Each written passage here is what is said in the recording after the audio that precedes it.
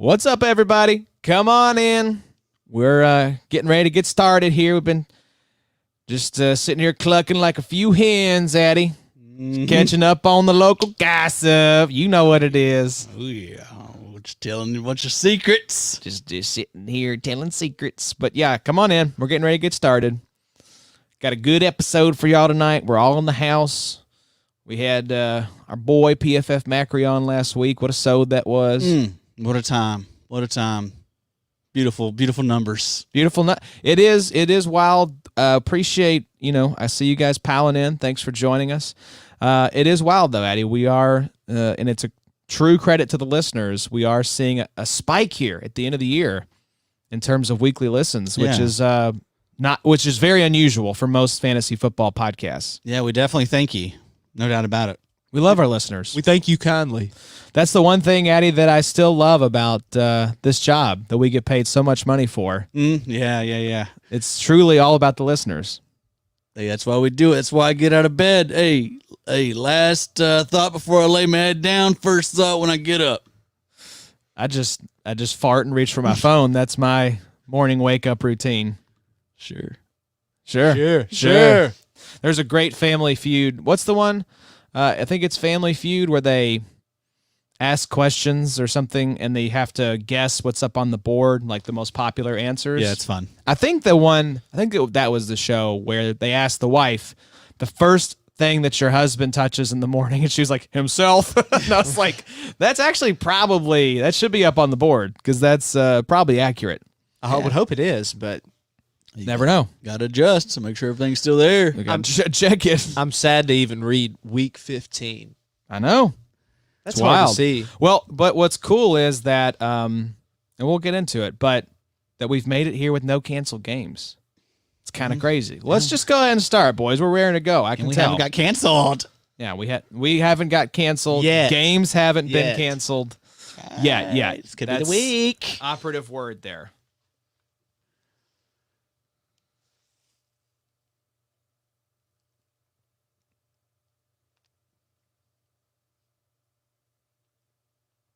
I'm gonna shake your hand.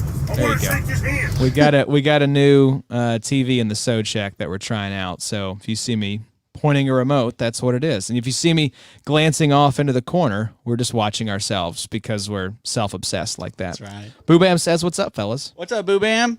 Not much, man. Boo Bam, hopefully your playoff fortunes went better than ours. We'll get into it. Let's go ahead and start, boys. Boo Bam's in the playoffs, no doubt. Of course he is. He listens to the Big Three. All right, we ready, boys? Dive head first. Let's go. This is Big Three IGP. And we are actually going to take that again because your boy did not hit record on the board. Little rusty, fellas. Little rusty. I haven't done an in-person sode in a while, so let's try this again from the top. This is Big Three IGP. Catchers in the league going in every week, racking them points up. Who got the streak? Cause we joking it, having some fun. Yeah, this how the crew getting it done. I'm talking Josh, Adam, and Connor. Yeah, this a command and conquer. Hard hitting, the IR's real. This football, yeah, you know the deal. Cause it's all about the defense and the TDs. Yeah, this is Big Three IGP. What's up, you diehards, you degenerates, you lovers of defensive football? This is Josh Raymer, and we are back with another episode of the Big Three IDP podcast.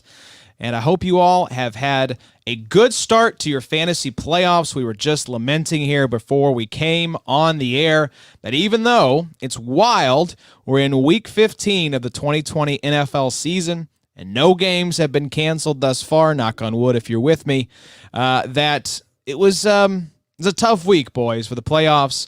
Hopefully you all out there fared a little better. I'm joined, of course, in the Sode Shack by Addy and Connie. Addy, let's start with you. How was your weekend for the fantasy playoffs? Good weekend. I think I went. Well, I mean, it wasn't a great weekend, honestly. I went 2-3, but I did advance in the big money league. There you go. That's the one you want to advance in. Yeah. So lost some of the free leagues. I lost another money league. That was unfortunate, but whatever. We had some buys. I think I got 6 out of the 13 or 12 teams alive. You don't even know how many leagues you're in, do you? There's some of the, I struggle if I count some of the leagues. Yeah, that's a good point. Some of them maybe don't deserve to be counted. We don't recognize them. Sure. We're gonna stop the count at 12. Yeah. So you're still alive in half. Half of them. Okay, Yeah. that's pretty good. That's a pretty good batting average and going into week 15. Boo Bam's asking what's our league count and how we doing in the playoffs. I reported this last week. I was only in the playoffs in 1 league out of 6. Did not have a good year, unfortunately. Had a lot of players like Julio and DJ Chark and a lot of guys like that just were injured a lot this season. Seemed to have them in multiple leagues, so just got whammied across the board by injuries. And it just wasn't my year. Sometimes the ball doesn't bounce your way. Lost this week in our main league, the XFFL. It was to our buddy Lauren, so, Shout out, Lauren. If I was going to get shot in the face by someone in the league, I'd want it to be him. Yeah, same thing in Defense Wins Championships. Shout out to everybody in that league. I lost to our boy Mediocre. There we go. And I said the same thing. I was like, hey, it's an honor. It's an honor to lose to you, brother. I'm glad you're the one killing me. Connor, you what was your setup? I think you were in a few playoffs as well. Yeah, I was in 4 leagues and I was in 3 playoffs, and I got bounced in 2 of them, but I am alive in one of them.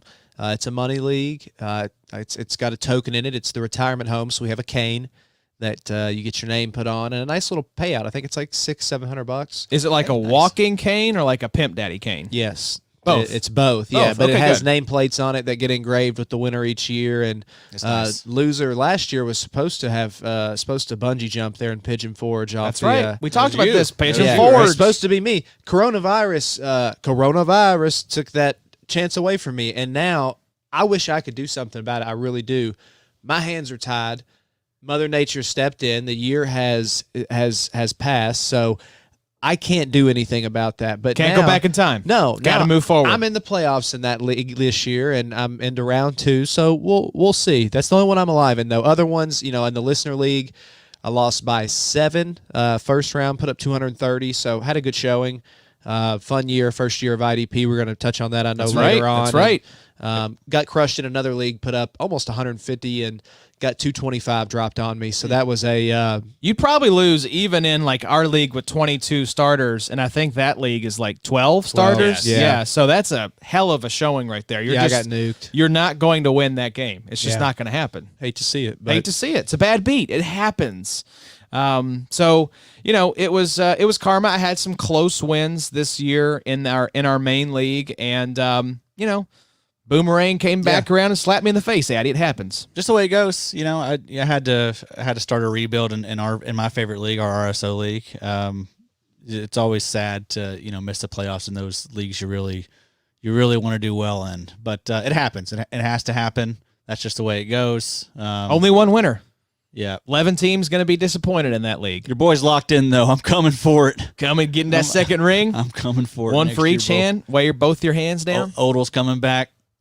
Love to see it. Love to see it. What a game last night, by the way. Beautiful game. Oh, my Wow. gosh. Lamar going in, dropping a dumpski, and coming back in and saving the day. Man, that was a wonderful game. did you see his tweet?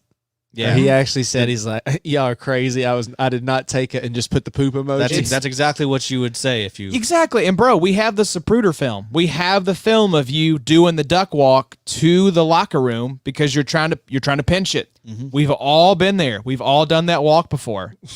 Trying to keep it in. Film. Yeah. The Zapruder film. The Zapruder.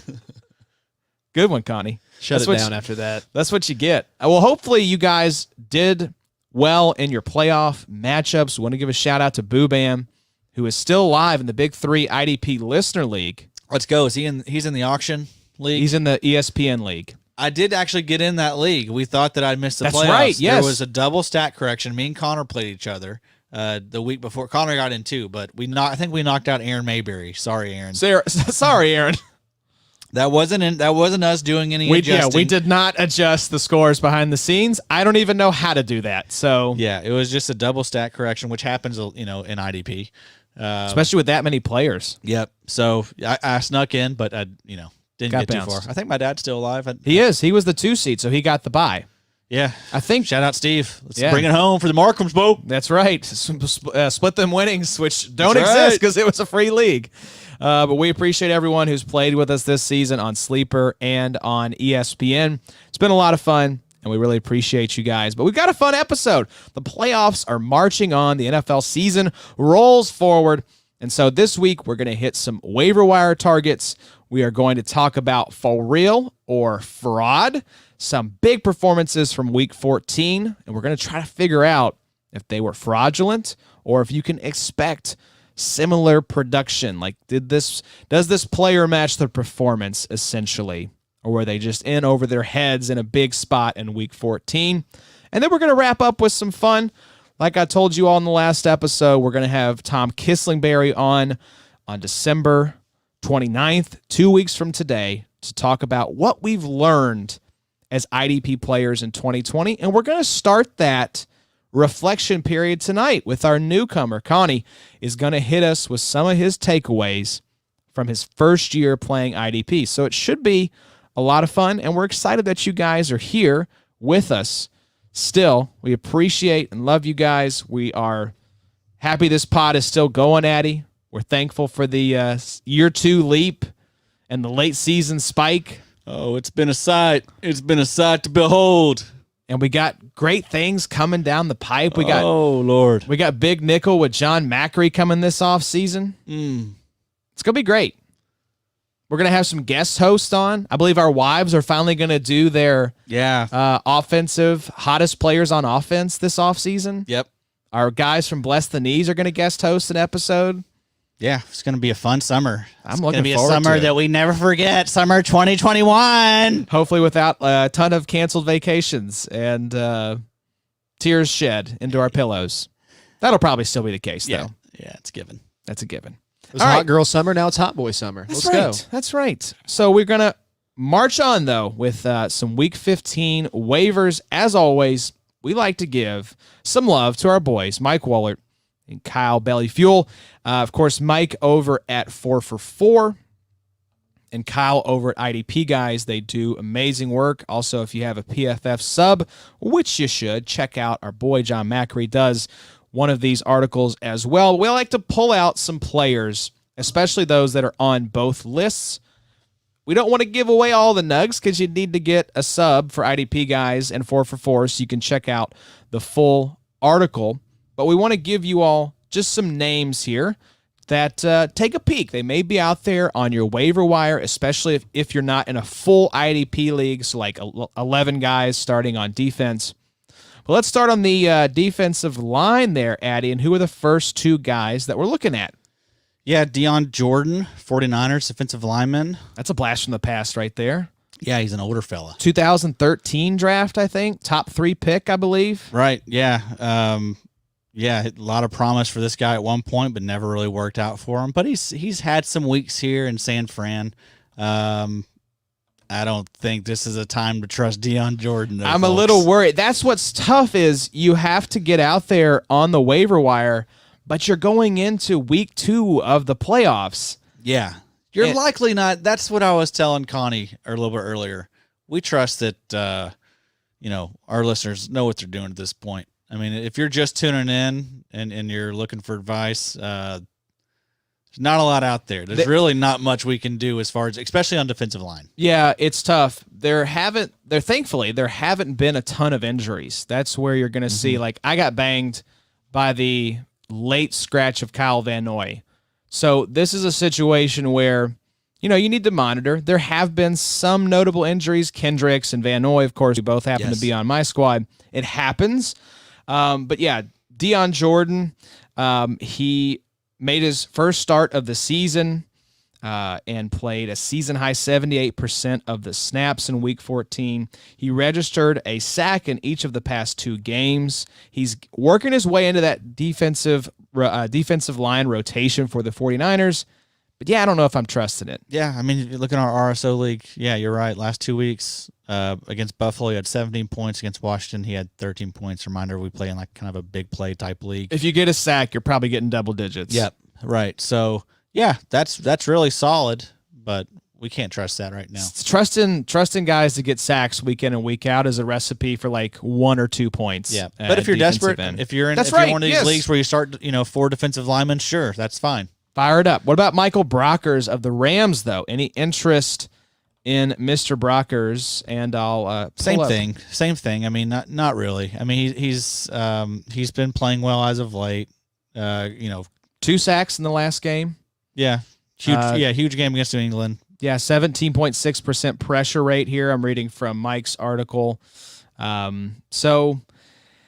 Yeah, I think Mike's point here is that Brockers is getting the opportunity alongside Aaron Donald because Donald is getting double and triple teamed about 60% of the time. Yeah, 5 sacks for Brockers. I mean, that's got to be close to a career high. Jets and Seahawks coming up. Yeah, very nice matchups. So, I mean, yeah, he's a fine option too. I like Brockers. I'd probably trust Brockers a little bit more than Deion Jordan. I think so. But, so that's – if you need to go dumpster diving, those are the banana peels you'll find that may have a morsel left in there for you. But let's talk about linebacker Addy, who's the first guy from the city of not-so-brotherly love we want to talk about. Talking about Duke Riley. Tell me about Mr. Duke. I actually picked him up as a possible replacement for Cal Van Noy. And it's funny, I went and told Mike, I was like, Josh Bynes, Duke Riley. He was like, he literally sent me back the barf emoji. So now I'm like, man, it must be tough in them streets if he's hyping Duke Riley. It's tough, man. So TJ Edwards is out now with a hamstring injury. Doesn't seem like he'll be back this week. I don't know. Monitor that. I'm not really positive that situation. But he was out last week, and so that gave Duke Riley an opportunity. He did pretty well: 6 tackles, 5 solos, an interception, and a pass defended. So yeah, solid option. Yep, it says he played 90% of the snaps alongside Alex Singleton. Had the pick. He was just in the right place at the right time. He finished with a 10.5% tackle rate, 6 tackles. And we've seen that. We've seen, whoever gets the time there in Philly, they're usually pretty productive. I mean, TJ Edwards, Singleton, both have been very useful the past 3-4 weeks. So, yeah, I think Riley will be just fine as well. If you need an LB3 or 4 type. And Riley was the only player, I think it's notable when it shows up on both guys' lists. Of all the players we're mentioning, that was the only one who fit that bill. So, Duke Riley, worth a pickup. I stashed him just as I had Eric Kendricks, had Kyle Van Noy go down. So that's a situation you might be looking at. If we're getting later in the season, guys are going to start getting shut down for less, serious injuries just because it's that time of year.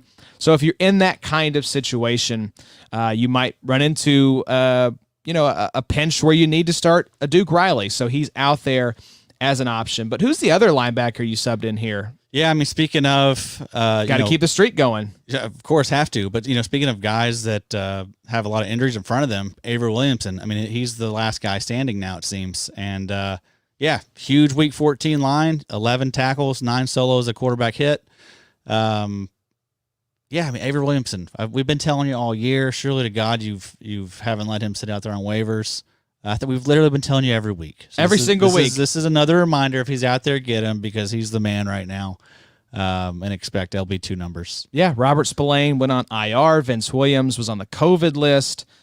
This is it. We didn't know if it was going to come via injury or via just, performance, and Williamson was going to earn his way onto the field, but he's there now.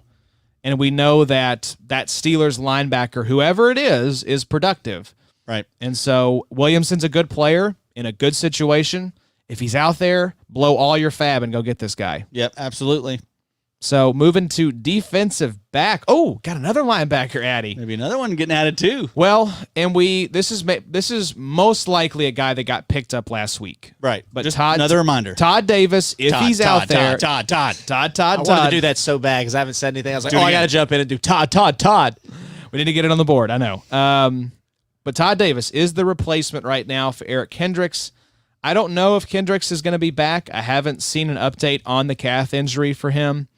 But he is a guy that needs to be rostered. Yes. So take a peek, see if he's out there. Didn't have a huge splash this past week, only 7 tackles. But, I mean, he's a tackle leader. That's what the guy does. I mean, this is a guy that used to get, 130 tackles on the reg in Denver. He should be good for between 7 to 10 tackles, which is very useful at this point in the year. He's stepping into the Eric Kendricks role. It's like the Avery Williamson role on steroids. And Todd's, is kind of similar to Avery Williamson. He's a solid like B- linebacker, Yep. So that's valuable right now. Yeah. We're looking at guys that are like, oh. Yeah. And another guy, Connor, you can touch on this one, Bobby Okereke. He's back, right? He is. Yeah. So Anthony Walker, get him out of your lineup. Should have right. been out last week. You should have been paying attention to that. So Okereke, he's the guy. It looked like he was back in his old role. He was getting, I think, 75% of the snaps last week. So Yep, 74%. What's going to be interesting, though, and this will just be something to keep in the tickler file Leonard- this week, is Leonard's Leonard could be hurt. hurt. Yeah. I saw that. So He had a back Walker, injury. So both. So Yeah. don't drop Walker. don't drop Walker. Hedge your bet. Keep him on your roster. But Okereke, that is a fantastic pick because He's the guy to have. He's a Leonard type guy in terms of he's not Leonard, but he finds the ball. He is fast. He's a playmaker. If he gets his hands on the ball, he typically makes a play with it and doesn't just get a few yards and fall over himself. So with Leonard, potentially, I would see him, if he's able to breathe, I think he'll play. But just something to watch in Indy. Who y'all got this week? We have the Texans. Texans Do you need him? at home.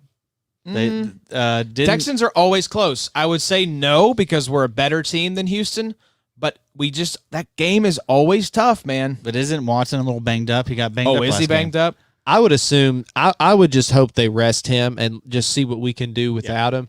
But it's a divisional game, so it means if you actually want to have a chance at winning the division, you cannot lose this one. Yeah. So We're got to keep pace with the Titans right now. yeah, But you can't mess around and You can't be get careless Leonard with hurt Leonard. for the Right. rest of the playoffs. you got to see big picture here for You a got guy two- like him. We're capable walking a linebackers. fine line though because we are not guaranteed a playoff spot. Our chances are pretty good. I was watching. Have y'all seen the guy that was doing Oh, you're already in, baby. he was doing the video board for the election and now he's on the Sunday night NBC Yes, coverage. I was in trying the to figure out who khaki he was. I was like, pants. who is this smart dude that keeps Yes. doing this board over here? He's from the Konecki election. Konecki or something like Yes. that. Kornecki. But he had us in there. I think we were in the 80% range as far as likelihood to make the playoffs. It's got me all hot and bothered with his stats machine. I know. It's exciting to watch. So, yeah, I think this could be a week where we could see Leonard rested. So Walker and Okereke could have both standalone value. But if Leonard's in there, Okereke's the guy you want.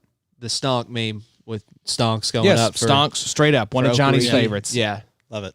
Did you have one more you wanted to add, Addy? One last, David Long, linebacker Oh, for yes. the Titans. That's right. He actually outsnapped Rashawn Evans this past week. Didn't do a ton with his time, 5 tackles, but still getting the opportunity. Tackles could come. That's right. Got to keep an eye on. I think he stepped in as the green dot right after Jayon went down. Yep. Still very sad about that one. But let's go DBs. We got a great pickup here for the Texans potentially, Addy. Eric Murray. This is the replacement, I believe, for Justin Reed. Is that right? Yes, correct. Justin Reed. What was it that he did? He tore his his ACL. Tore his butt off his body. His butt was just hanging around in his pants. God, I hate that. I hate that for him, man. Your butt. You don't realize how important your butt is. You can't sit down if it's just like you take your pants off and your butt falls out. Oh man, prayers up, brother. I have no butt anymore after D1 absolutely wrecked me. I mean, I'm walking around like someone like cut both my legs off yesterday, but they opened a lot of the restrictions got lifted, so we were allowed to like work Get after out. it, full throttle. And I think Jacob, the owner of the gym I go to, took that personal. And he was out with COVID as well. Yeah, So he was, I think, trying to put us all in the hospital with just a ridiculous squat it's a set. back-breaking injury. So I also have. You have no butt. I have no butt. So you anymore. just couldn't wait. You just had to get down there and bust open them gym doors, didn't you? Yeah, no, I've been going. It's just. Oh you- yeah, you- listen yeah. to him. You masked up? Hell no! it was a hand injury for Justin Reed. You gonna take the vaccine? No, hell no. Listen to him. Is the virus real, Connor? Let's get into it. No, none of this shit is real. So Eric Murray. It's real to me. Damn it! That's one of the drops I'm wanting Josh to get on here. Yeah, I'll get on that. I'm going to delete all the banks of sounds that we can't have anymore. But Eric Murray is the Justin Reed replacement. Justin Reed has been pretty good this year for IDP. Yeah, up and down. I'm not suggesting anyone to start Murray. I guess you could be in a bad spot and maybe have to. But yeah, I mean, Justin Reed hasn't even been that great. He's been like a low end safety too. Yep. So I was just reading a little bit from Mike's article here. He had double digits in week 14, 10 tackles, 2 sacks. So pretty nice performance. Pretty nice. Mike said he's playing up near the line of scrimmage a lot. Okay, so yeah, that's nice. So look for Eric Murray if he's out there, and also a guy we've talked about, Darnell Savage for the Packers. Playing great ball right now, man. I mean, look at his game logs in your leagues. He is tearing it up the last few weeks. Like he's one of the hotter safeties right now. So hot right now. So hot. That Savage is so damn hot right now. Love that last name though. Finally playing up that last name. Finally, we have a guy who understands the brand. Yes. You that's gotta our guy. have the good name. Patrick Queen, get out. Willie Hetero, get out. John told us afterwards he almost did not recover on the Willie Hetero joke last week. And I can't blame him. was Go a bad back one. and watch. We'll post the video. We're going to get it up on YouTube. Yeah, no one had any warning. No, nobody. It just came to that brain. Yeah. That beautiful galaxy mind, brain. Beautiful mind, Russell Crowe. I don't know if I'd say beautiful, more like terrifying in like a serial killer kind of way. Like, are we sitting next to Michael Myers without the mask, Connor? Yeah, it could be worse, but I just sit next to Walt Disney, baby. Elon Musk, baby. Hey, Connor. All right, one of the, you're kind of closer to the kids. What's going on right now with Jake Paul? Is he a boxer? no. I think he really is. He but thinks he is. He's calling out Conor McGregor. He's fighting Floyd Mayweather, isn't he? Yeah, he really is. He's got a fight with Floyd Mayweather. Did you hear this?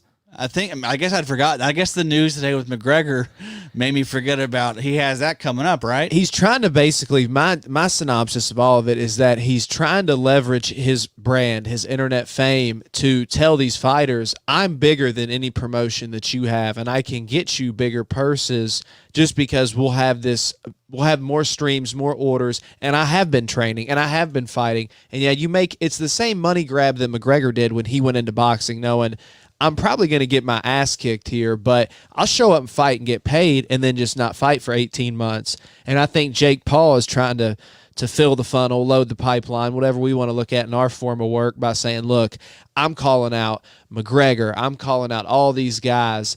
And after I'm done fighting them, I've already got – well, I mean, he offered All these McGregor wannabes. He offered McGregor a $50 million purse. Yeah. That's the biggest purse he's ever had in his entire life. And That's McGregor wild. turned him down. So he Here's the did thing. turn it down. Well, that's the rumor. So, I mean, Ugh. well, because Dana gets to, unfortunately, now I'm sure McGregor has more But say it's boxing, though, isn't it? Oh, well, McGregor, I guess, would be UFC. McGregor's rights are owned by Dana. I'm pretty certain. Has So Dana's Jake got Paul done any UFC fighting? It would be a box. It would be Okay. boxing. Oh, just yeah, like he get I'm. his ass whooped in UFC. Oh my Oh, God, yeah. No, Can he you would kill imagine? him. It would. Jake He'd knows. take a kick to the side of the face and he'd go to night land. Guys forever. like him, and he may be like, he showed in that. You got to think, Nate Robinson, professional athlete. He may be older. He may have been a little bit smaller and less weight and a all lot that. smaller. But the thing is, he's a professional athlete. He's in that top .001 of the world, and he put him to sleep in 2 rounds. Yeah. So I think he's been fighting, like doing training and actually Oh, yeah. focusing on that for a few years. But I think that's all he's doing. He knows he's going to get put to sleep by somebody, potentially. He may get Nate Robinson, but he may take home $10-20 million. He's going to make a lot of money. And That's if the you thing. happen to get lucky and land a punch, you're a That's legend. right. Then You're you're one punch away. He wants to be the next McGregor, and he is trying to leverage this YouTube fame into baiting these people who have nothing to gain besides a quick payday. But if you lose, that risk reward is so skewed. Like, yeah, it could be a good payday, but it could also ruin you. If you lose to a fighter, that's one thing.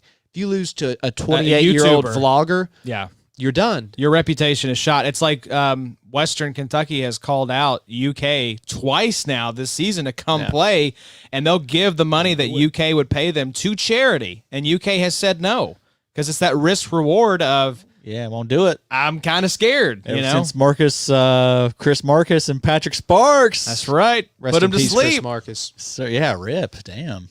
Rip. Yeah, Chris rip. Marcus, man, WKU legend. Rest in peace. Oh my gosh, I did not realize this. Y'all just put a bummer on this whole affair. He's Shut been dead it about down. 10 years now. Yeah. Yeah, Wow. shut it down, man. Where was I? Yeah.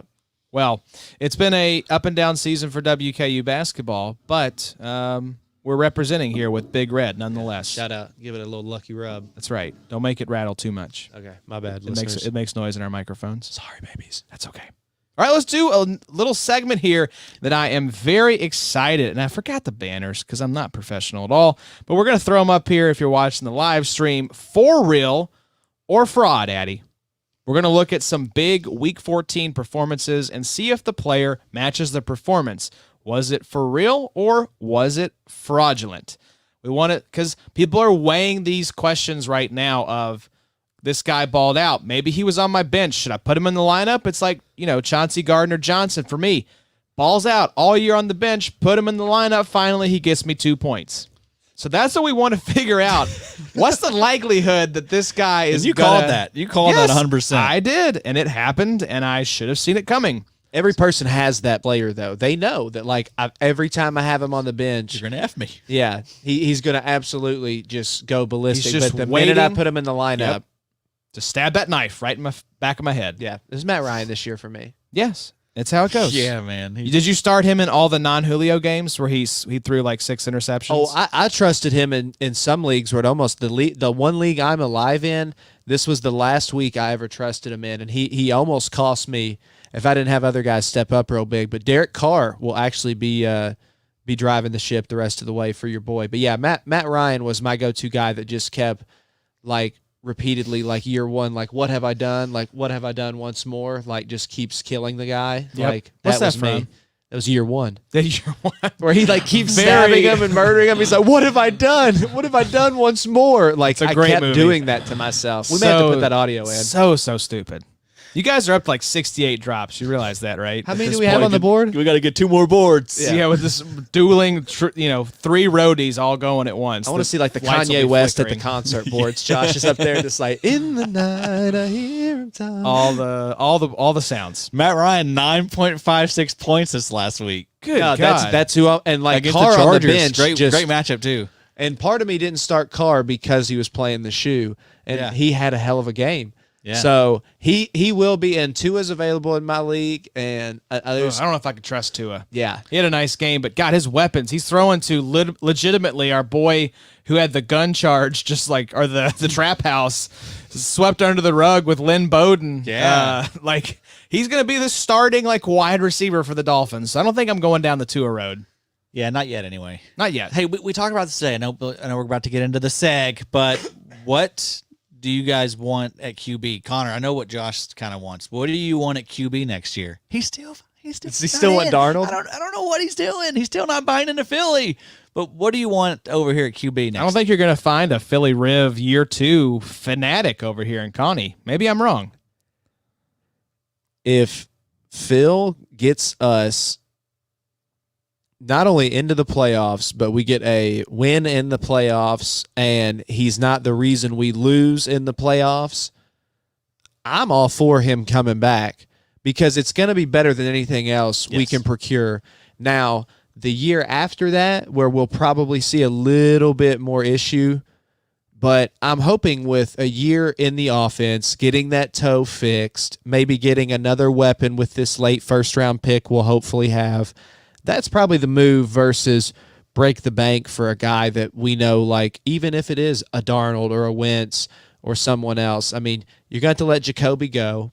I'd love to see Jacoby stay under the Taysom Hill package at a cheaper discount, but I think he'll have bidders for his services. I think you will too. You have plenty of teams where he could go, in my opinion, and compete. at least Not be handed a job, but at least compete. he could go compete in Carolina. He could compete in a lot of places. He could go back to Washington. New England. He could go back to New England and compete for absolutely. Cam's spot. San Francisco. San Francisco. I mean, point being, it's all going to depend on how it shakes out, because if, let's say we don't make the playoffs, God forbid, or we get bounced first round, or he is the reason we lose. He throws 4 interceptions. There's a lot of qualifiers to this answer, I guess. But if that does, then it's time to put chips on the table, because you've got a window here, in my opinion, with the rest of the team that you have.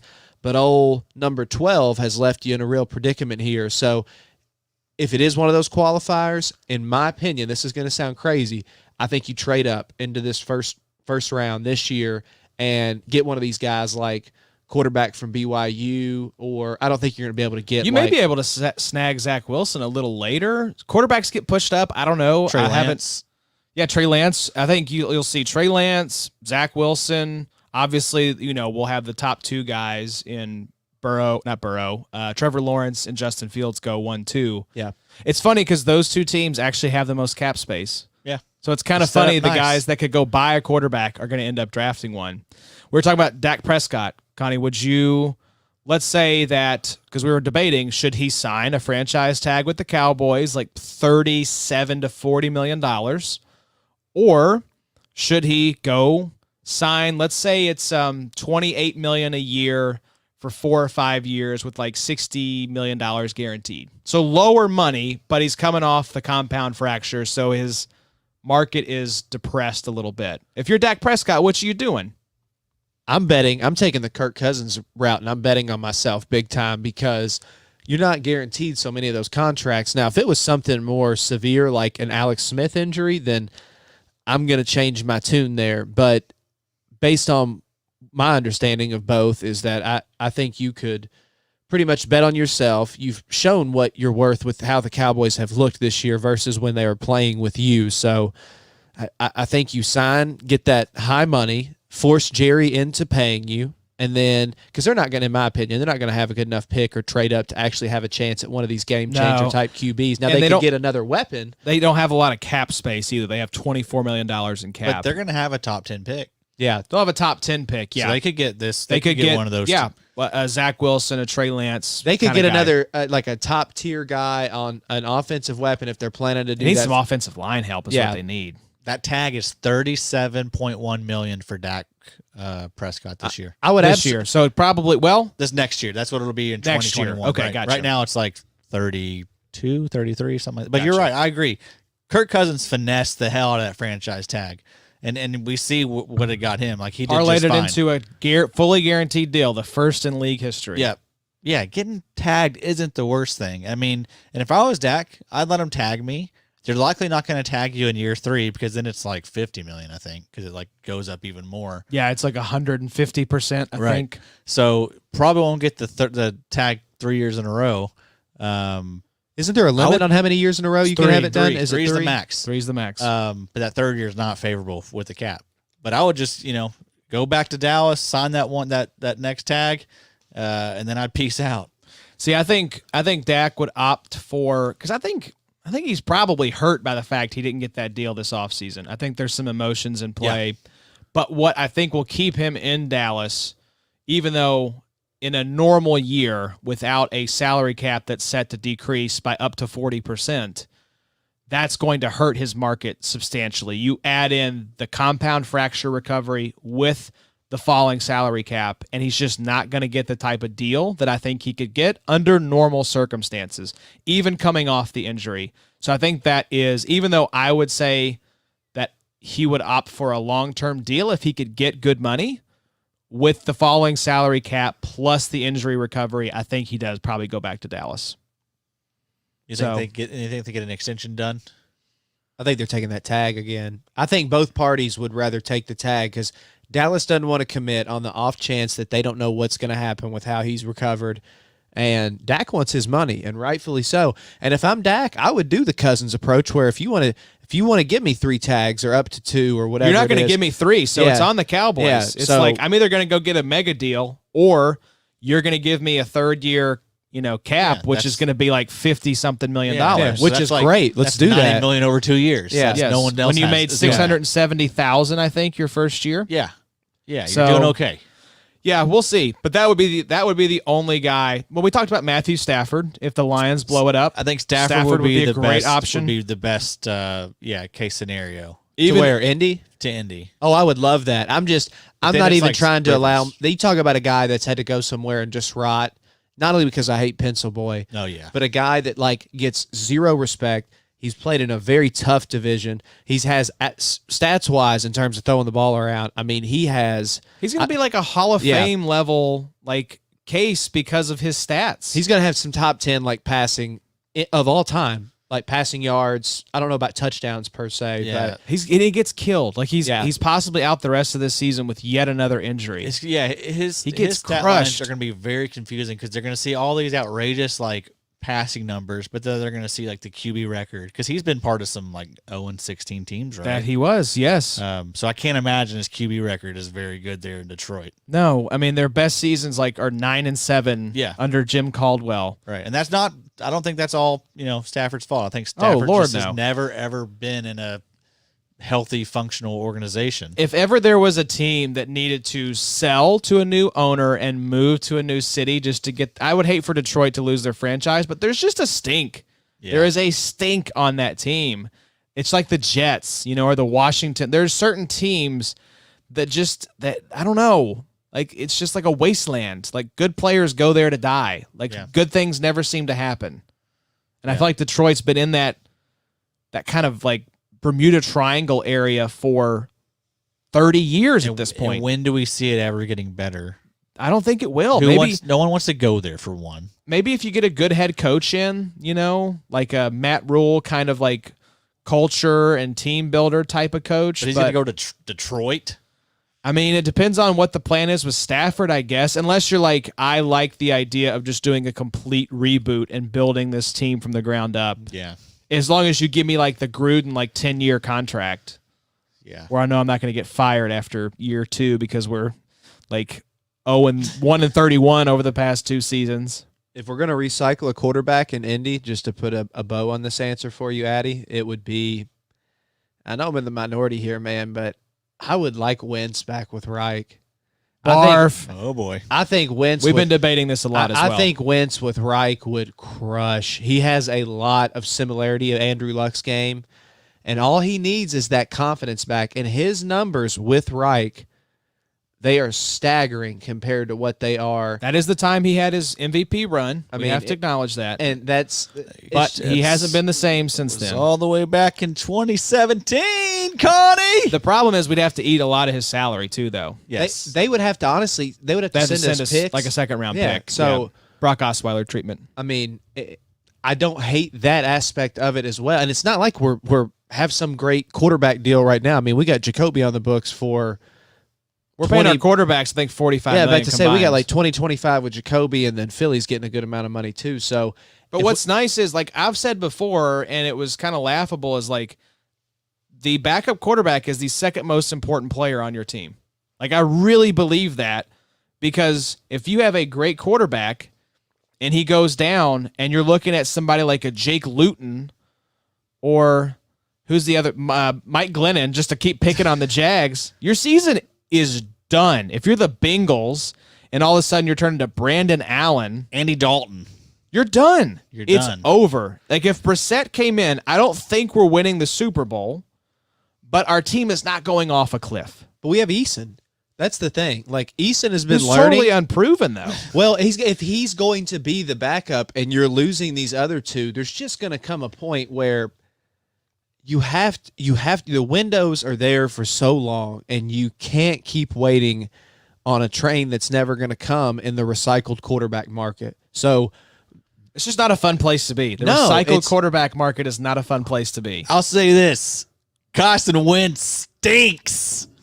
That was a good shock jock voice there, Addy. He stinks. He's terrible. I think he's not good. I think he's just... It's bad when you come in and immediately get shown up by a rookie, Yeah. like 13 games into his career making his first start. Like, because Jalen Hurts looked really good, and he wasn't even great, but he just looked so good by comparison. One playoff appearance for Carson Wentz. 0 wins. And 35-32 record. how many points did they score in that playoff game? 9 points. I was going to say, I thought it was 9 points. Only field goals, I believe. Yes. So he's just not been the same guy since the injury. No. I think his And you can see it in his play, man. They don't let him get out of the pocket much. True, but what happens when he gets out of the pocket? He gets hit and he gets hurt. He's just brittle, and I don't think he's that good. I've never seen him make a receiver better. We've never seen him. You know what I mean? That's what the great quarterbacks do, right? But he's got legs. That's the thing that not a lot of quarterbacks have. He had legs. I don't think he has the confidence in his legs. I don't think anymore. he has it anymore. And this is provable because guess who is the leader in sacks allowed this season by 7 more sacks than the second place team?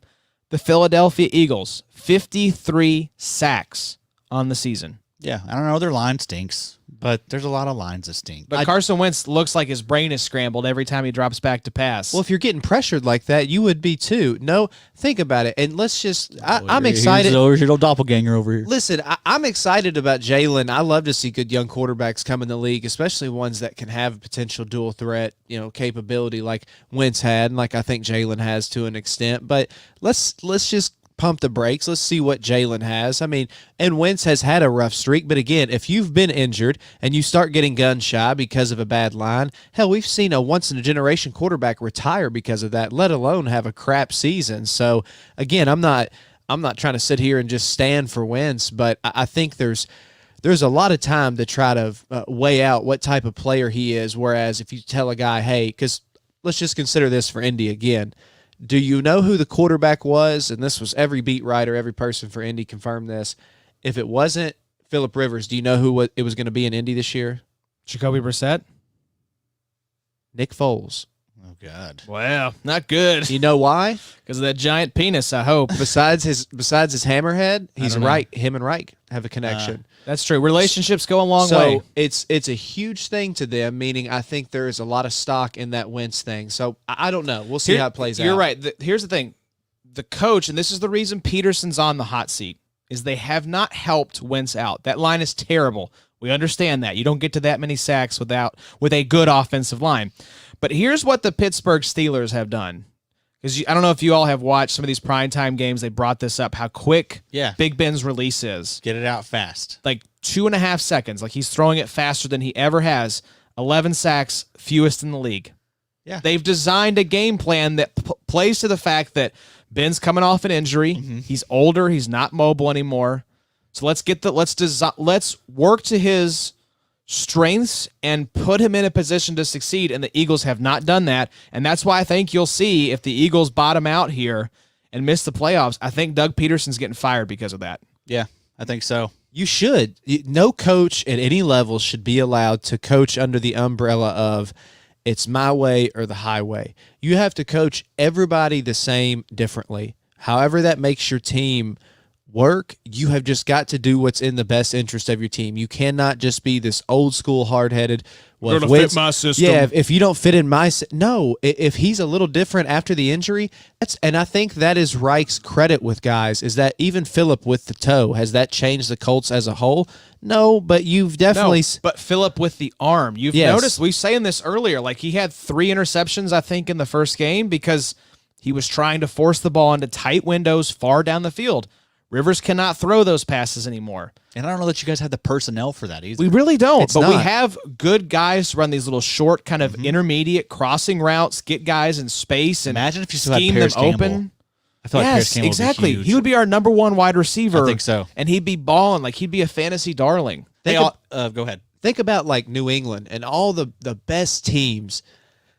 It's not because of course, New England, it was with Brady and Belichick, but a lot of their success on offense was not because of these insane studs or anything else. It was just strictly out scheming and playing what you had, getting guys playing open to your strengths. Yes. Whatever you had, that was the strengths you had, and you took away the other team's strengths. So I don't know. The same reason I think we're talking about Peterson's on the way out in Philly is the same reason I think you're seeing a lot of coaches is they try to get too cute. It's my way or the highway. They don't work with what they have. And it just, it ends up just blowing up in their face. Carson hasn't made his wide receivers better. Peterson has not made Carson Wentz better. Yeah.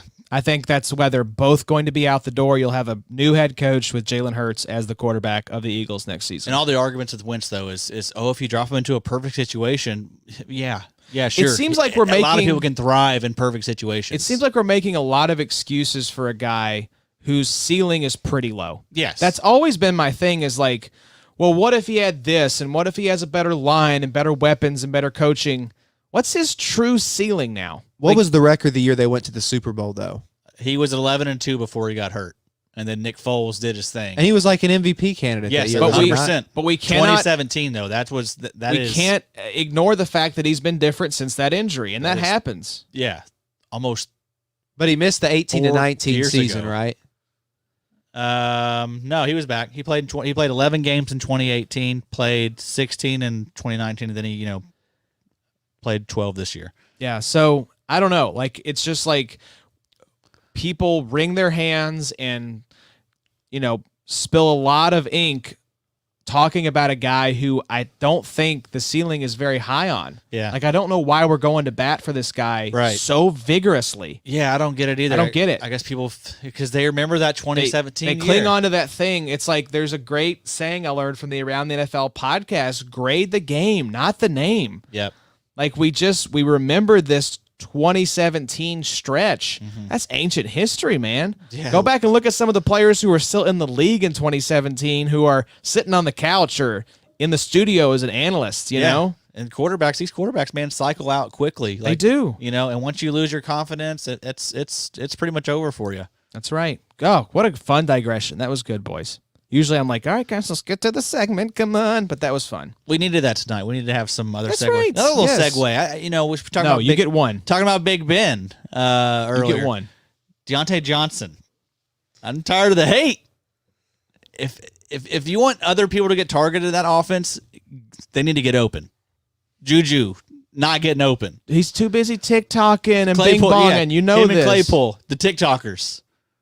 So cool that they're TikToking the way they are. It's kind of weird that Juju is like the centerpiece of the NFL 100 commercial. Kind of Yeah. weird now that he's like the third banana on his own team. Yeah, not that great. Yeah. It's just amazing to see him. Like, if I saw all the Bills players just glancing at him during that TikTok, like, oh, dude, we're about to absolutely just smash you. Like, I know, and they did. the Bills could be, not to get on another tangent, but like, I think the Bills could be legitimate. They're built right. Yeah, they're built are to, like, legitimate. yeah, like They I, are. I think that like it's not a team that's getting bounced first round. Like, I think they're smoke and probably my mirrors. third team in the AFC right now behind the Chiefs. And can you put the Steelers at 2 still? Yeah, They just They just got beat by hell the out of Bills. I mean, I think the Bills are secretly, I think the Steelers Kinda under the radar. I think the Steelers are gonna get beat, man. I don't think they're that. I mean, they're not that good. they have no run game right They now. had no run game. That's and what's then- Connor weird. back? Did he just get back or Yeah, no? it sucks. Connor's been there.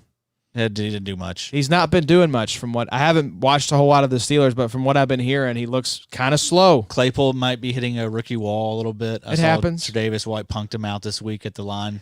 Bud Tre'Davious Dupree White- being out, obviously, it's just been a Bud Dupree, that's been a a big big blow. damper. And then Spillane, they've had their Vince entire, Williams, Devin Devin Bush. I mean, the whole linebacking core has been gutted. Yeah, so it's been a tough year with injuries for them.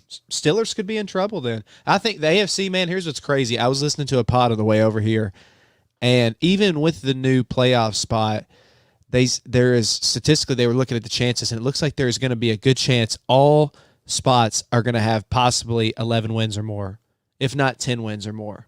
How insane is that in the AFC? That's pretty good. AFC is the better division this year. That hasn't been the case much. No, it had. They are by far the better division, mainly because you're going to have. NFC East holding everybody Yeah, down. exactly. Washington's going to Outlier. sneak in with like 6 wins. I think your Super Bowl winner comes from the AFC. I agree. I think the Chiefs are still my favorite right now. Yeah, has to be. Saints, Packers probably in the NFC. Packers playing great. Saints. I mean, we'll Bucks, see. We'll Bucks see. are a berserker potentially to borrow Right. a Mark Sesslerism there. If Yeah, if they Colts get hot at Titans right time. get on Colts, opposite Titans, ends, yeah. it's going to be trouble because they may go on a war path and just clear teams out Derrick of the Henry way. is literally stealing people's souls right now. He's Tractor Cedo. What does that mean? That's just his nickname. Tractor Cedo? Yes. I don't understand. What's the Cedo part? I don't. Is that You'd have Spanish? to. You'd have to Google it. I don't know what it means, but like that is a nickname that I don't know if it was self-imposed, but he's just Tractor Cedo. Okay, good for him. Let's talk about some for real or fraud players, gentlemen. And we're going to start off with the replacement for Chandler Jones out in the desert. Addy Hassan Reddick put up. Are you ready for this? I don't think you're ready for this. I'm not ready for it. Okay, good. I'm going to blow your mind. 42.5 points against the Giants. I'm gonna shake your hand. I want to shake his hand. I think the coaches saw that film and were like, yes. They did definitely. And then you had Lamar Jackson back there doing some of that. But Hassan Reddick. So here's the thing. I'm calling fraud on this one, but I'm going to throw out a caveat here at the end, okay? So he was averaging 9.56 points. This is in our main league. Addy threw out the scoring last week or the week before, so go back and listen if you want to hear that. Not going to rehash it. But he was averaging 9.56 points before this game, and his Week 14 performance boosted him to a 12.1 average. That shows you how much of an outlier this performance was. But here's the important note.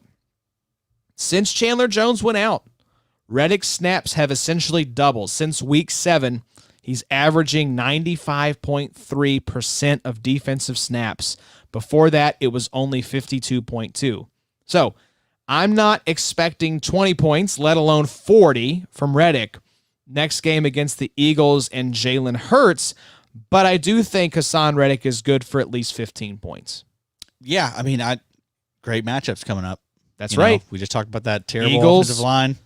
Now, that was with Carson Wentz, so you have to that also doesn't look great on expectations. Wentz. It always looks bad when the old Rook comes in and beats New Orleans. Exactly.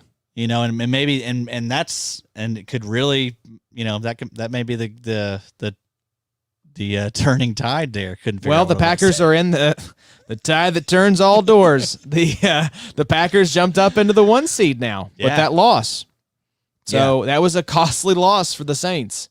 Saints have been just butt cheese since Drew Brees went down, man. I mean, it's just been. I feel like just as a whole, like butt cheese is a bad thing. It's bad. Not I love good. cheese though, and I love butts. Yeah. I don't know how they've butt been cheese booty ends up chatter. being. How about that? Okay, that's worse. I don't know what to. It's like why. And here's the thing. This may just be outrageous. Do you not just want to play Winston at all? Do you think Hill is because I feel like Hill showed you this past week, like at least with Winston, just you could do both of them in the game at the same time. I'd rather play a 2 quarterback package with Kamara and then sit there and just keep relying on Hill like he is somehow going to be a serviceable starter. I just don't think he is. This is what's his name? Sean Payton getting a little cute. I think he's like, look at me. I'm going to win with a guy who's almost 30, maybe the next Steve Young. The guy that was waiting behind the legend. But I think he also probably queued up Jameis Winston's 2019 highlights, and he called his assistant. Was like, "Bring me a whole carton of cigarettes. This is horrific." And he was like, "Taysom, get ready, buddy. You're making your first start." And we got to see Winston for a little bit this year, and he threw a pick. I'm and pretty he sure looked pretty bad. He looked like Winston. You get the 2020 with Winston, but he's had eye surgery. That's Did my you say only Winston thing. Cigarettes. I did. I made that connection. Look at me. God. I'm so. Do you good at smoke this. cigarettes? Josh does smoke cigarettes. Low key, huge cig guy. Huge Siggy fan. He likes Newports. He's a Jewel boy. I have to do it unfiltered. I actually just roll them myself. I just pick the leaves up out of the yard and roll it in a piece of copy paper. We had some Canadians. I was in at a fraternity house in college, and we had some Canadian that were also the same fraternity as me. And they were on their spring break, showed up at the house. They were just going fraternity house across the country. And they were straight up like Trailer Park Boys Canadian. Ooh. But they hand-rolled all their own cigarettes, and it was absolutely unbelievable. It was like that cartoon where you see the guy like pop the cigarette or like the, tobacco out and it like just falls in. They could just roll it in like an instant, and they would sit there and just hand out everybody, their own hand-rolled cigarettes. I think you just crossed over with Popeyes, squeezing the spinach out of the can, except in this case it's tobacco going into a cigarette. I'll have to find it. It's like one of these old, because I saw it on Twitter recently where the guy like does it with tobacco and hand rolls like a little. Maybe it was Popeye. Maybe Popeye crossed over Does it and with did tobacco, Connor? a cigarette commercial. I'll have to find it. It's 1,000% like a real thing. It's like this hilarious black dude was narrating the guy like popping it out and like bam and like rolling it up. And it's stuff. a cartoon or it's a. It is a cartoon. Like it's almost like a Looney Tunes cartoon where the guy he's rolling a cigarette up and he like. We're gonna tweet this out from the Big Three. This account. is 1,000. I'm about to sit here and find it during the show. Connor's Now gonna I feel be like a distracted. crazy No, Connor, person. you have the next point coming up, so stay plugged in. I'm in this thing. All right, Addy, who we got up next here on the For Real or Fraud segment? Kenny Young. Kenny. Yeah, so Kenny Young, 36.4 points this week against the Pats. Okay, Kenny. Yeah, definitely fraud. He had a sack and a pick six. That'll do it for you. So only 69% of the snaps. That's very nice. But yeah, he hasn't done this at all this year. This was just a fluky, had a wonderful game, got a pick six, got a sack, Prior to this game, he'd never scored in double digits. This was a guy we all kind of liked at one point, Yeah, though. sure. We were all kind of excited when he was in Baltimore. Thought maybe something can happen. They traded for him, the Rams. So thought that maybe something happens here with him, but really hasn't taken off. Nope, we had Troy Get Your Reader, as we know from That's the, right. from the videos we put out. And Get Your Reader was the guy that led the team in snaps again at the linebacker spot. Of course he was. 93% of the snaps. So. Kenny just happened to get the pick 6 and the sack, which will do it for you. Who's up next here, Connie? Up next here, we have Josh Sweat, had 25 points versus the Saints. The Sweat man had 2 sacks and a fumble in the game, and prior to this, he had 2 games of just 1 point and 1 assist. Yeah, that was 1 point off 1 assist. Yeah, like excuse literally, me. that Yeah. was all he had in the prior 2 games. 1 point from 1 assist, not 1 point and an assist. So he's been hot and cold all season. Only with one other 20-plus point game. So I'm not trusting this performance given the big plays, but I would expect somewhere 10 to 12 point range maybe. I think that's a fair range for Josh Sweat. Josh Sweat's had a nice season. Both the Sweat Bros had. But this strikes me as a little bit of an outlier here, Eddie, with 25 points. Yeah, I think that was his best game of the year, right? That's right. Only one other 20-plus performance. Okay, so yeah, I mean, but he's a fine start. I think he's like he's a DE2 for you. DE2, that's what I was going to say. I think that's a fair expectation. Is he a Jalen guy or a Carson guy, you think? I think he's probably Team Jalen. Yeah, I think everyone's Team Jalen now. And I think only Carson Wentz's family. And I think they're even split. I think his sister's Team Jalen. Did you see the after the game kind of like no one was around Carson Wentz? There were people dropping him into that Will Smith meme of him in that room by himself, Oh, my gosh. Will Smith has some good memes going around. He's got the empty room one the from pain. Fresh. The pain one is one of my favorites. Yeah. Wasn't that from like when he's sitting there talking to like his, ex-wife, Jada Pinkett Smith? I think they're still together. Are they still together? I can never keep track. just- These they went through celebrities and their marriages. Yeah, they're still going strong. They're I one of haven't gone to the better- grocery store. I haven't gotten my gossip mags. Although Jada did do him wrong from what I hear. She absolutely did. And quick thing, I looked it up and found this bit of information. the Tractor cartoon Cito- is called. No, I'm getting to the cartoon. It's next. Tractor Cito was from the Sugar Bowl. It was the announcer for ESPN Deportes when Henry busted a 61-yard touchdown run. He screamed, El Tractorcito, which translate to the little tractor, because he thought Henry looked like a little tractor. That's plowing down the amazing. field. I love that. And it has stuck with it. And I'm just like, I love Fantastic. the name Tractorcito. I've just got to call Tractor him that. Cito. I love, so in Spanish, tractor is just tractor. Yeah. I love it. What That's else? my type of Spanish. I have a favorite Spanish word. This is kind of a nerdy thing, but I love the word for dishwasher, which is lavaplatos. I just love the idea of like lava plates. It's so much fun. Biblioteca. That was mine. Biblioteca, yeah. That was mine. Swear to God. No, it was not. I swear. What about I bici- swear. What about bicicleta? That's a good one too. Andar en bicicleta, ride when- your bicycle. When I was we were in Mexico for our honeymoon, Becca was like so impressed because I would just put together like just broken Spanglish that was like clearly no one was going to understand, but we would get outside the resort, which was not often from what we were advised, but I was trying, Hey, you can Were fool you those like girls, Dad though. doing chicken finger? No. Chicken Yeah. finger? I wasn't that embarrassing. We're like, Pollo dedo? yeah, but it was bad in some regards. So We are not people who should be trying to speak any kind of foreign language. We struggle enough with English as it is. Another quick digression. We're talking about, Allie and I were having this conversation. Real quick. Words that sound exactly like what they are. I've got 3 here.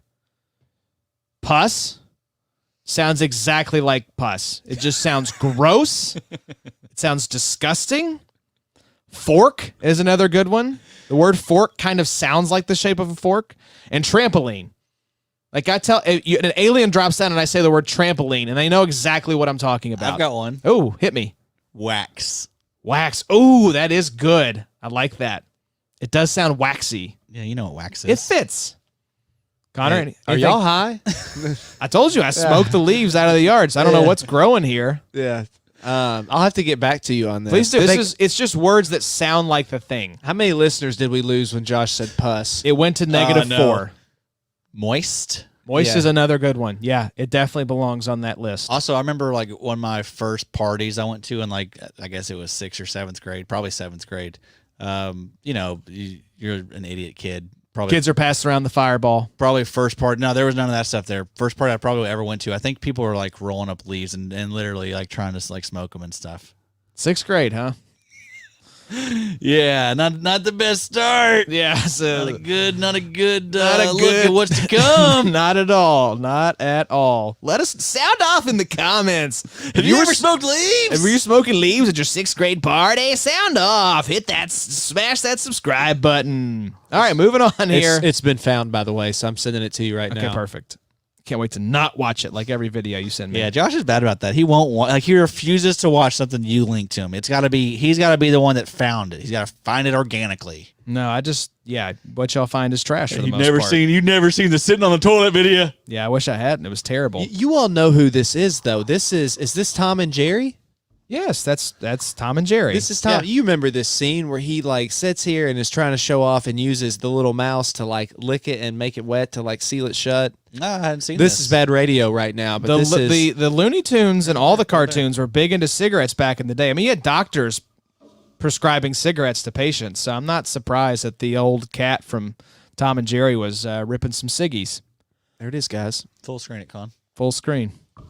All right, so moving on here to the 4th player on the For Real or Fraud list. Eddie, I got to get us through before Connie falls asleep, as you know. Of course. His bedtime is 10 o'clock. So Chase Young, 35.7 points against the 49ers. Almost had as many points as the 49ers have in their name. This was by far Young's highest point total of the season, helped out by the touchdown he scored as he rumbled down the sideline looking like a tractor Cita. Previously, his high had been 20 points with only 3 other double-digit games, but here's the silver lining. He gets to play Seattle this week, and do you know who has given up the 3rd most sacks in 2020, Addy? Seattle? Seattle, baby. That's right. So let's half the point total. Let's play a game. 17.5 points against Seattle for Chase Young. You taking the over or the under? Over, baby. Give it to me. Over. I'm going over all day. Connor, you? Life's too short to bet the under, so I'm taking the over. It's a great lesson. Don't bet the under. That's boring and lame. Eddie, who's number 5 on the list? Javon Hargrave. Guy we mentioned a few weeks back, kind of starting to come on. Well, he's coming on when you need it the most. That's right. 27 points versus the Saints this week. So basically, if you had an Eagles defensive lineman not named Brandon Graham, you did great in this game. Cut me deep. Yeah, Hargrave had 2 sacks and 3 quarterback hits in this game. Against the Saints, this is a team that typically does. I think they were 2nd place in terms of sacks. I bet Hill's been getting sacked a little bit more. Probably indecisive, doesn't know where to throw. Yeah. Yeah. The snap counts, though. That's the interesting piece for me with Javon Hargrave. They fluctuated all over the place this season between 45 and 75%. This game against the Saints, he clocked in at 67%. So wasn't exactly a high volume. Wasn't like he was playing 90% of the snaps. But that's great for interior defensive linemen. Absolutely. I'm calling this performance fraudulent. I don't think you can expect, 20 points, maybe even 15 points from Javon Hargrave. But I do like him as a low-end D-tackle 1 option if you're in a DT-required league. Yep, absolutely, man. I mean, he's just playing better as of late. You look at the last 4 weeks, 27 points, 12 points, 7 points, 10 points. I think that's 8 fine. to 12 range is a perfectly good expectation for Javon Hargrave. Yep, it's hard to find him. So that's right. Hard to find a good one, but we've got another one here next on the list, Connie. Who are we talking about? Number 6. Talking about Chris Jones, came in with 24 points versus the Dolphins. Man, that was an awesome game. It was. Had a buddy of mine, Miles Stinson's dad. Yeah. Big cone, huge, long-time Fins guy. Is he really? Yes. Probably going back to the Marino yes, days. Marino guy, big time. Still rocks the teal all the time. He flew into that game and was just sold that they were going to beat Kansas City. They almost did. And they almost did. So he's been riding high on the Dolphins all year. But Chris Jones, 24 points versus the Dolphins. And Jones has been a mixed bag all year. And while this was his 2nd biggest point output of the season, which would seem to indicate fraud, I would have to point out the Chiefs play the Saints this week. And what we saw Hargrave just did, I don't know. Makes me think that there may be some opportunity there. Yeah, it could be. So, but Am I expecting 25 points from a defensive tackle? No, never. But they're the second highest variance players in IDP outside of cornerbacks. Defensive tackles are, yeah. Yeah, exactly. If you're deciding between Jones and another defensive tackle to start, seeing the opportunity here is enough to probably sway me. Yeah, it's if I Chris had to Jones. guess. It's Chris Jones. We saw what Hargrave did against the Saints. That, for me, is tipping me in Jones's favor if I'm kind of struggling to decide. Oh yeah, Chris Jones is always going to be one of the best defensive tackle options you can have. I mean, it's been a down year for him Yes, it has. compared to what we kind of are used to. But he's probably still like top 10. He's 7 right now. That's what's crazy. And he's having a bad year. Every D tackle feels disappointing, and yet they're all top 10. Yeah, It's wild. This is one of my takeaways, and not to, just to kind of tease it. It is play the playmakers when you're torn. So if you don't know, and we're talking about guys that are not going to be the first defensive player you take, obviously, but just trying to find guys to plug holes with. But yeah, I mean, if he has an opportunity, playmaker, play the matchup. That's another one on here. So Yes, we'll get to the takeaways. I'm excited to hear these. We got a couple more players to get through. Addy, who's number 7 on the list here, guy? We were just talking about. Cameron Curl. This guy's looking great, man. Monster week this past week against the Niners, 34.1 points. So since their bye week, when Curl became the full-time starter, are his point totals: 20.25, 18, 10.5, 9.75, and 11.25. He has been a lock for double digits each week. A lock. Been better than Landon Collins. I think he has. I mean, I think if you look at kind of where he is compared to the other safeties, I bet he's top 5 in that span. I would almost guarantee it. Yeah, probably 2. I mean, I'm thinking like maybe Poyer's better than him. Buddha hasn't been. Buddha's been disappointing. Yeah, I mean he's been great, and this performance, this past week's performance is propped up by the pick 6, but it's reasonable to expect Curl's floor to be 10 points with a ceiling pushing 20 every week. So I mean, I think he's a top 8 option for you at safety. He's an auto start. Yep. You're not thinking too hard about Cameron Curl. I'm not calling this one fraudulent. I think this is for real because Real deal. I think Cameron Curl is that good. Chase Young, that wasn't fraudulent. That is what Chase Young can do. Yeah. You're not expecting this. That's the caveat here. Right. But is it in the range of outcomes? Yes. Cameron Curl, has he been the best defensive back pickup on the year? I would think so, because a lot of the guys who Gotta be are him.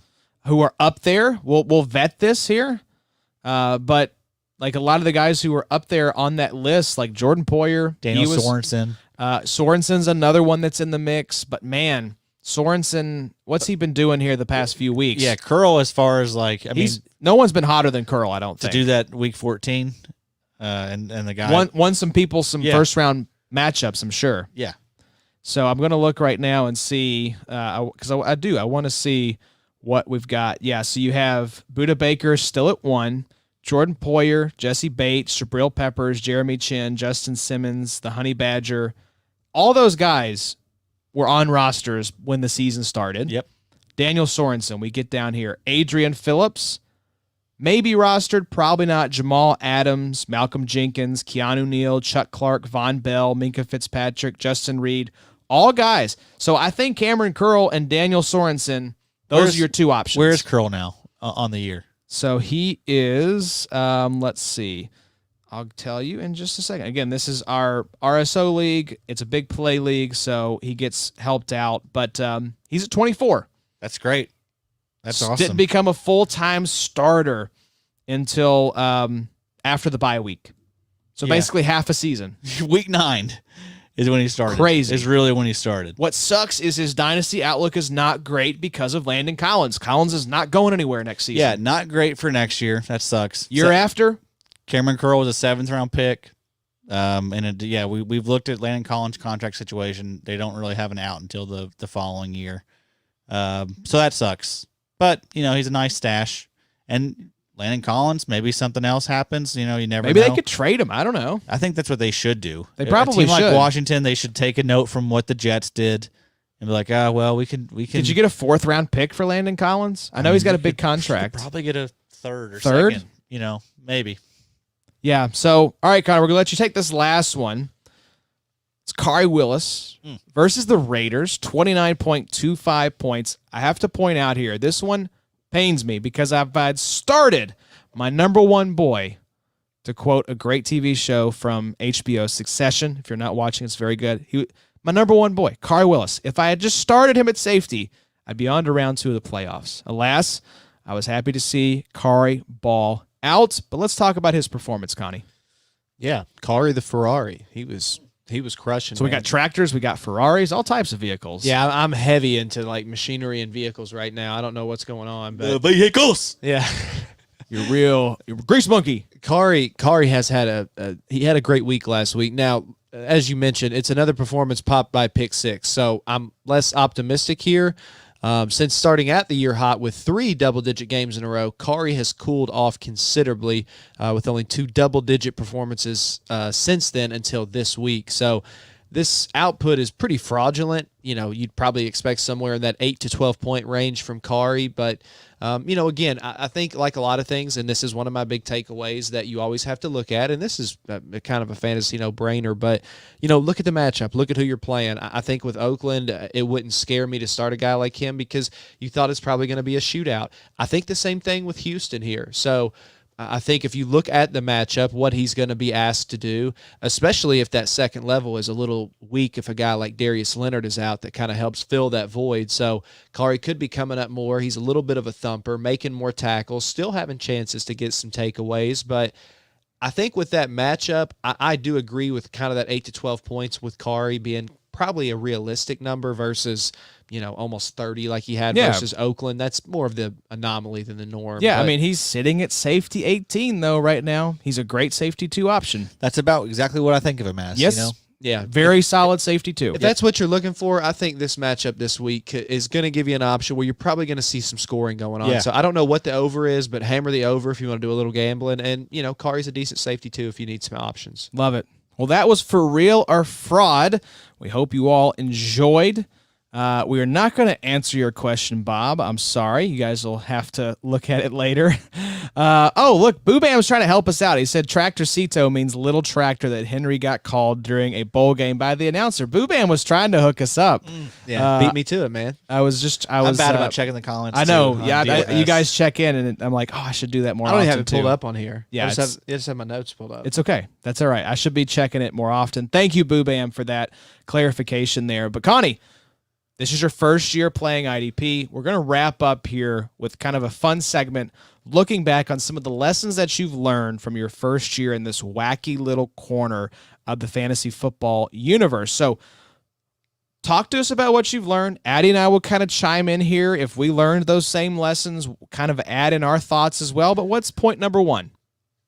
Well, in no particular order, I gave 5 key points I wanted to touch on that I felt like helped me have a team that, again, I had a great week. It's kind of in that same league, my one IDP league. I probably would have beat anybody else in the league that week for the most part, but I made the playoffs. So in no particular order, these were 5 things that I felt like helped me make the playoffs, and most of these I learned along the way. But my approach that I took first off was I really hammered offense from the get-go. I knew I could set the table with defense and kind of the order operations I needed to go in when the time came. But just like a good traditional draft, you need to know when to start going after the defense. So don't get too cute too early. It's like the guy that goes after a tight end or a defense early in a traditional draft. So know when to jump in, know how you want to structure your team. A lot more moving parts when you're trying to, time up bye weeks when you have that many extra players. But for me, it was set the table right with the offense. You can still mold your defense with how you want. But that was one of my first things I looked at. Yeah, Addie, in a traditional redraft, snake draft setup, we play in a lot of auction leagues, so it's kind of harder to think about when do you take a defensive player. What rounds? We're into this a little more now. This is year 4, I think, for us in IDP, year 4 or 5. In a traditional snake draft, when should players be looking to take defense? IDP. I'm probably not looking to take defense until like round 8 or round 9, and with that round 8 or 9 pick, I'm taking a defensive lineman. Always. And then I'm probably waiting a little bit, I'll probably start staggering it. I'll probably take a defensive lineman, then I'll take it depending on what the board looks. The board's always going to be important. If there's You got to play the board. Yeah. If there's still just loaded offensive pieces out there, I'll continue to attack offense. But I'm going to start staggering it. Once I initially, break that seal, get my first defensive lineman, then I'll probably go offense, then, defense, then offense, and then maybe defense.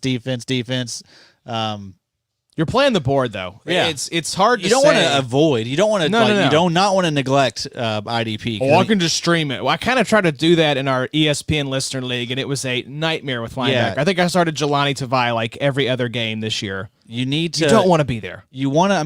You want to build a strong team on both sides. You want to be dominant on defense like you are on offense. There's a perfect balance to it. If you know the room that you're drafting in, if you feel confident in your ability compared to your league mates, I think you can kind of wait. I think like in our listener leagues and stuff, and where we're kind of seasoned against some of these other people we're playing, I do feel kind of confident to like kind of just hang back a little bit and kind of shore up my offense first Or if you're in Shark City and Sigmund Bloom takes Aaron Donald in the first round and just completely blows up the draft. Yeah, you just rip your stuff in half. Yeah, you're just like, okay, well, I guess we're just getting crazy here. So good first lesson, Connie. What about number 2? Number 2 for me is, Adam kind of touched on this, is when you get ready to jump in on defense, is tacklers are, in my opinion, from what I picked up on, your steady point getters that you are going to look at, trying to wait on the big play, timing up the big play guys. It seemed like to me the biggest drop-off, like if I was going to make an offensive comparison, it's like running back on offense. It would be same thing for like D linemen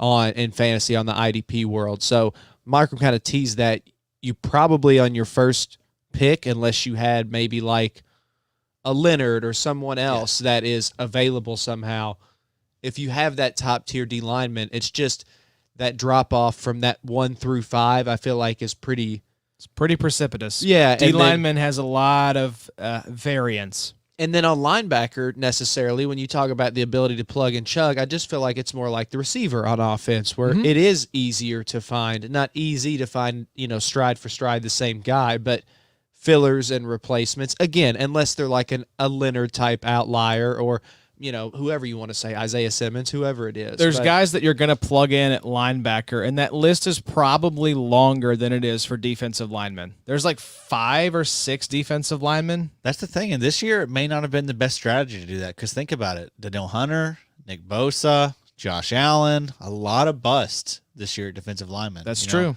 But Danielle Hunter was probably the first pick in a lot of IDP redraft leagues. Yep. Just set that pick on fire. Didn't play a game. And, basically same thing with Nick Bosa. That's right. Josh probably Allen's the top 2 guys off Max the board. Crosby was a top 12 pick. He hasn't really lived up to that. So yeah, I mean, the right answer is just to pick the correct guys. Yeah, exactly, right? Pick the guys that are good, Yeah, obviously. Pick the high point getters, right? But, my initial brain told me get the linebackers, because they're the guys that if you find ones that should be consistently starting, and this segues well into point 3, is just like in offense. And a lot of these same lessons carry over from traditional leagues to IDP, so don't pretzel yourself worrying like, oh, I won't understand this. Yes, you will. It's the same things applied on the other side of the ball. And lesson 3, relating to lesson 2, find the studs on the duds. So find the guys. Don't get so caught up in who the team is, but find the studs on the dud teams and be able to plug them in. They will have a role, even if they're a guy that, this guy may not start, but I know even on this crap team, he's going to get a ton of tackles. Kind of like the approach of, why are you playing that guy running back, or why are you playing that guy? Somebody's got to score on their team, right? Volume, So, yeah. Exactly. Find your volume guys, put them in. And it ties into 4 kind of loosely. They were almost kind of the same type of thing, but it's play the playmakers when you're torn. So if you're torn between who do I start here, I've got this, stud on this one team, or I've got this guy that is average on a very good team. My brain told me, and the results I saw at least, is side with the playmakers, even if it's more of a dud team, just because statistically they should be yielding more points for you versus a guy that, they were on a great team. They've got a little more sticker value because of the team that they're on. So that was 3 and 4. I felt like they kind of worked together there hand in hand. And it depends on the matchup too. It's kind of like an offensive only league. If you're a big underdog, go for the high upside guy that has more bust potential. And you know, it's a guy like Minka Fitzpatrick that is very big play dependent. If you're a huge underdog and you got to swing for the fences, he's probably the guy you want to plug in. He's the guy that could get you a pick six. If you need to just not crap the bed, maybe you put the guy in there that is for sure going to get you 10 points. And it's funny you mentioned that, because point 5, to put a bow on all this, is just watch the matchups and the waiver wire and find the favorable matchups just like you would in a regular league. So, again, the big idea of IDP is too much, there's too many moving parts. There's not. It's the same principles and concepts that you apply to player selection on offense, but you do it on defense. So, again, from the top, from IDP in a nutshell, when you draft, to start things, go offense first. Know when to jump in. So point 2, find your tacklers when you get in there, or start with that top tier defensive line if you don't want to find a just elite linebacker there that's first. So pick your poison there. It's either go all in on the tacklers and the top tier defensive line playmakers, because there will be a large gap there. Number 3, find the studs on the duds team. Even if they have low possibility in terms of how well their team will do, it doesn't mean that they won't stuff the stat sheet and just give you solid production. Again, that tied in with 4. Play the playmakers when you are torn. Find guys that have consistently made big plays if guys are close on their output. And then 5, it's just same thing you do on a regular team.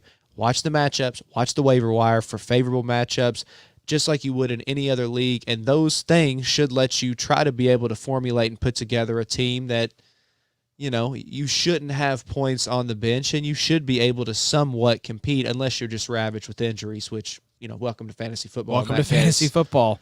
This was kind of interesting, Addy. The top point getter, again, we're in a big play league. The top point getter at defensive end is Myles Garrett this season. No surprise there, right? So Myles Garrett has 170 points. All right, number 2 is J.J. Watt with 168.9. Linebackers. There are 11 linebackers with more points than Chase Young on the season. Kind of crazy, right? So those are the kind of things, when your season is over, go back and take a look at those sorts of things. Because you know what that tells me, Addy? Draft your defensive lineman first. Because you can grab 11 guys that are going to be able to plug in and give you a higher output. I understand the defensive linemen don't score as many points, but they're harder to come by. They are more scarce, so you have to grab them earlier, and then you can go grab one of these 11 linebackers who are going to give you solid production week in and week out. Yeah, look at some of the names in here. We got Neville Hewitt. He is look at LB10. LB10 on the year. We got our boy Oluokun. He's LB12. Eric Wilson, LB17. Between Hassan Reddick and Darius Leonard. That's Hassan Reddick. That's right. Jamie Collins is in there. This speaks to your point of Tyrell Adams been the league fade the winner. hell out of linebackers and grab guys off waivers. And then also you have these guys like Jerome Baker who started the year hot, then we kind of left him for dead in the middle, and then now he's back again. He's back. It's like if you just pay attention week in and week out, even though sometimes, guys will come and go. AJ Klein, another great example of this, guy that kind of had 2 or 3 super strong weeks, but then kind of fell back to earth because he lost his playing time. That happens all the time in IDP. So if you just follow the injuries, follow who's getting the playing time, and all the that stuff, snaps, man. Just follow the snaps. That's all there is to it, folks. It's not rocket science. It's not. You just can't assume that it's plug and chug. There are very, very few players that are like that. And a lot of people get frustrated when you dumb it down to say, they get tired of hearing just snap talk all the time. That's what it is. That's what it is. That's what tells us. That's how we predict. It's the leading indicator of success. Yes. 100%. Yep. Love these lessons. Our baby's all grown up, Addy. Isn't this exciting? Oh, Colin, I was so proud of you, honey. Got bounced first round, but you know what? I made the playoffs. You made the playoffs playoffs. as a first-year guy in IDP, taking a swing at this for the first time. That's impressive. So, Tip of the cap. I got beat by a worthy foe. I meant to look up and see exactly who I had lost to in the listener league. I had taken the L and moved on, I but need a shout out. I lost to It Wasn't a Pick, which that is Kurt. There you go. Kurt Bowden, I believe Yep. is how you say his last name there. So Who did I lose to, Connie? Kurt had a good year though. He's 10-3, so he's a powerhouse there in the listener league. But you lost to. Let me pull it up, Adam. Great radio here. I think we again. had. I think Boobam and your dad had the 1 and 2 seeds, if I'm not mistaken. Could be wrong. Steve is still going strong. Adam, Steve yes. I know Steve was the 2 seed because he was for Team Forcefield. We got to give a shout out to our dude Titty Sprinkles. That's who beat me. Titty Sprinkles beat you? Yes. Okay, that doesn't. That's make me Brian feel- Williams. That doesn't All right, make me Brian. feel as bad. Yeah, Brian knows what he's doing. Titty Sprinkles. But yeah, I had a pretty decent year. I love it. That was so not originally the team name here. I think this is the number 1 team, and this is Jeff. This is our boy Boo Bam. Was Dak to the Future, and he changed his nickname at some point to Not So Dak to the Future. I guess when Dak got hurt. Hey, I've got a great team name in there. Do you now? Happy Lookouta? Happy lookout, huh? Another thing that you say to us on the regular. That's another drop I want. Adam, we don't have enough spots. Yeah, we can put that one The in there. theme song is literally just going to be a bunch Hey, of drops. You have there's a whole nother side. There's No, there's 24 not. You don't need to drops. know I about- looked through there. You don't need to I know looked about through that. there, Josh. I You told know. me there were 16. There's 8 more. Honest to God, did not know there was a third bank. There's a third bank. I want to look on there, and they're like, Rhodey's like, we're giving you more. I'm like, stop. No more sounds. No mas. More. A little bit more Spanglish there from your boy. I No may be mas. doing a little bit of behind the scenes work, Joshy. You don't know how to access the board, Daddy. Yes, I do. No, yes, you don't. I do. You barely know how to use it. But we're proud of you for that. I'm gonna shake your hand. I want to shake his hand. know how to do that. That's right. You know how to push the buttons. It's like, ooh, glowy things. Let me push those. Well, I hope you guys have enjoyed. This has been a fun episode. Some good digressions there. Let us know your words that sound like the thing they are. The biggest thing I want to hear from the listeners on. Less prep means more digressions. More digressions equals more fun.